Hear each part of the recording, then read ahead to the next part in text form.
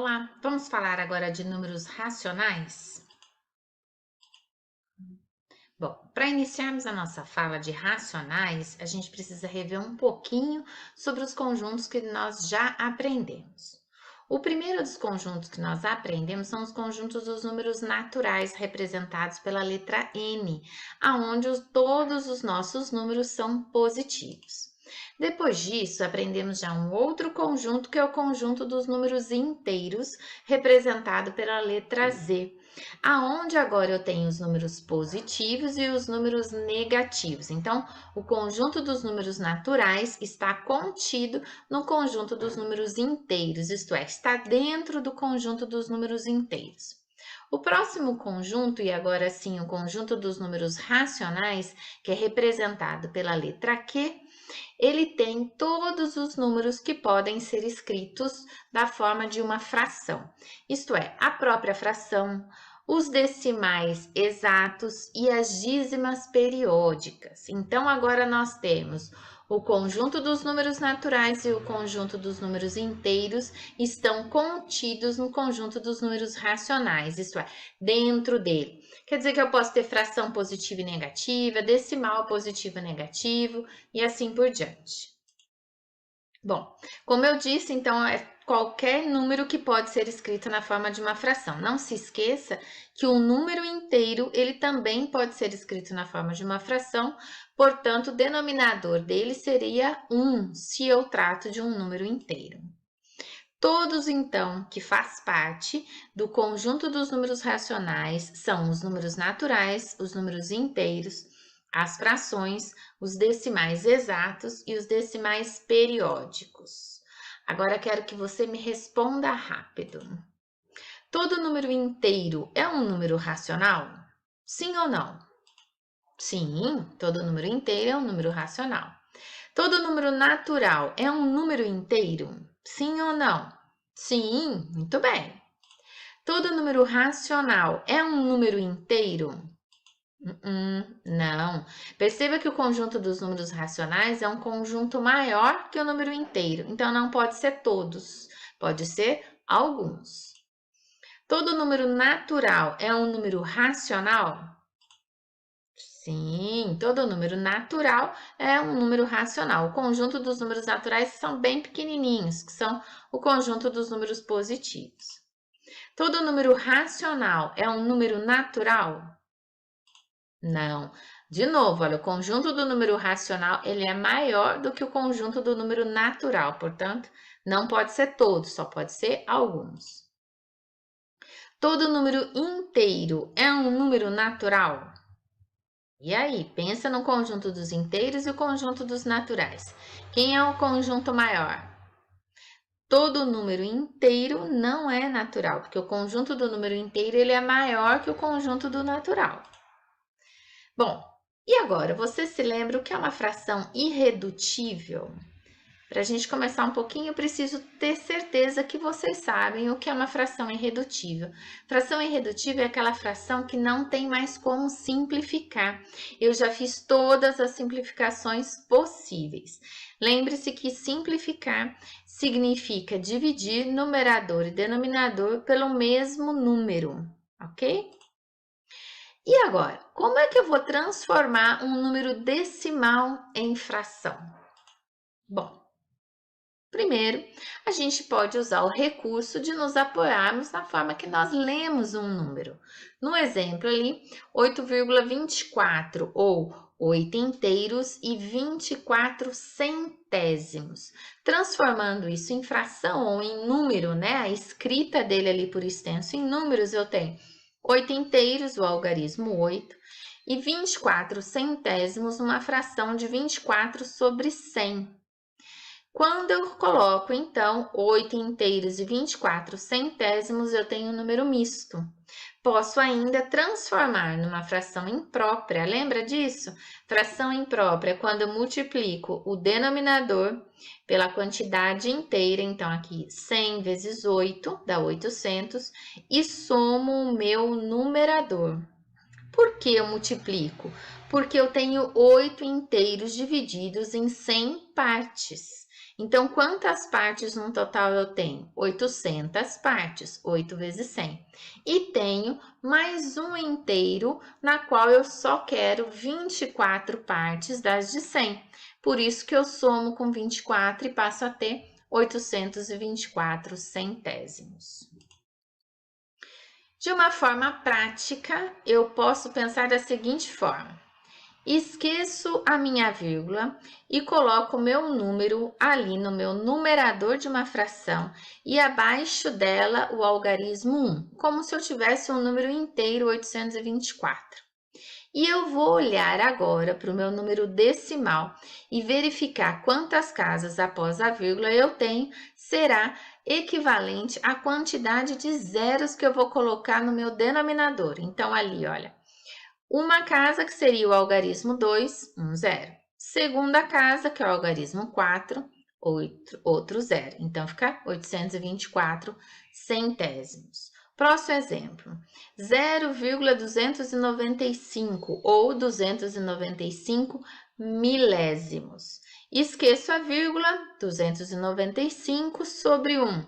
E vou contar quantas casas eu tenho depois da vírgula, quantidade de 0.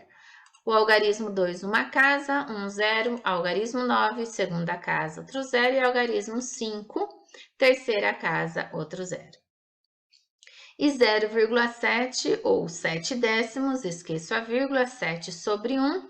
Uma casa, que é o algarismo 7, apenas 1 0. Bom, e agora ao contrário, como é que eu vou transformar uma fração em um número decimal? Bom, primeiro basta a gente fazer uma divisão. Lembre-se que toda fração existe uma ideia de divisão. Como nós lemos de cima para baixo, na fração também. Então, eu teria 2 dividido por 5. Fazendo essa divisão, 2 não dá para dividir por 5, porque é um número menor. Então, se não dá para eu dividir, eu coloco 0. Esse 0 significa, gente, não deu para fazer essa divisão, preciso de algo mais. Quando isso acontece, coloco mais um 0, então eu passo a ter ali no meu dividendo 20. E agora 20 é possível dividir por 5, que vai dar 4. E aí 4 vezes 5, 20, fazendo uma subtração, a divisão é exata. Então, eu tenho agora esta fração que transformamos num decimal, cujo decimal é exato, é finito, né? Um outro exemplo é a fração menos 4 sextos. Pensando lá na divisão, então eu tenho menos 4 dividido por 6, vou fazer 4 dividido por 6, 4 não dá para dividir por 6, ponho 0, quer dizer, não deu para a gente dividir, coloco um 0, passei a ter ali agora 40 dividido por 6, é possível 6 vezes 6, 36, vou ter um resto 4. Como ainda tenho o resto, coloco mais um 0 e continuo a minha divisão. Vai dar 6 novamente, menos 36, vai dar resto 4. Percebe que isso nunca vai ter fim. A gente sempre vai ter um resto que é 4. Isso significa que eu tenho uma dízima periódica, né? O algarismo em que vai se repetir eternamente é o algarismo 6. Então, olha, faço a regrinha de sinal, mais com menos na divisão menos, então, menos 0,666 e coloco os 3 pontinhos que representa que ele é infinito, ou menos 0,6 e um tracinho em cima do algarismo que se repete, que é o meu período. Bom, ou para eu ainda pensar nisso, eu posso transformar o meu denominador em 10, 100 ou 1000, para que eu possa ter décimos, centésimos ou milésimos. E aí, de novo, a gente vai se apoiar na forma que nós lemos. Então, uma fração 2 quintos, 5 ali é o meu denominador, eu consigo transformar 5 em 10, em 100 ou em 1000, tá fácil. Posso transformar em 10. Se eu transformar em 10, eu tenho que encontrar uma fração equivalente, isto é, multiplico o numerador e denominador para o mesmo número, 2, para que eu obtenha o meu denominador como 10. Como eu tenho 4 décimos, eu tenho 0,4 ou 4 décimos. Bom, nesse outro exemplo, menos 5/4, eu posso transformar ali o meu denominador, que é 4, no denominador, que é 100. Então, transformo numa fração equivalente. Para isso, multiplico numerador e denominador por 25. Obtenho menos 125 centésimos. Observe que o meu numerador ele é maior que o meu denominador. Isso significa que eu tenho um inteiro. Então, menos 1 inteiro e 25 centésimos. Nos números decimais, primeira casa, décimos, segunda casa, centésimos, e se houvesse uma terceira casa, milésimos.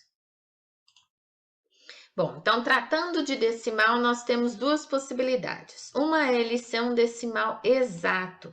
Isso quer dizer que ele apresenta um número finito de dígitos. Ou, como ali, o 0,125. Ou um decimal periódico.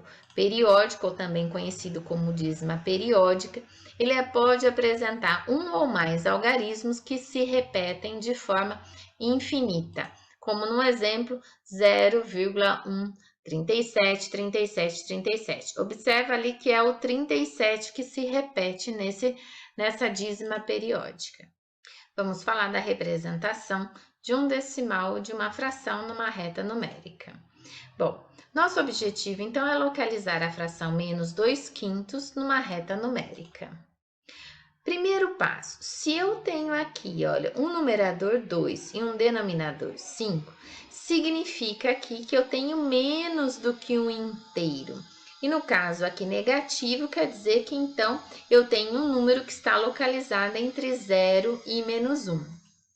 Colocando ali, eu posso aproximadamente colocar ali menos 2/5, né? Entre 0, desde que ele esteja entre 0 e menos 1.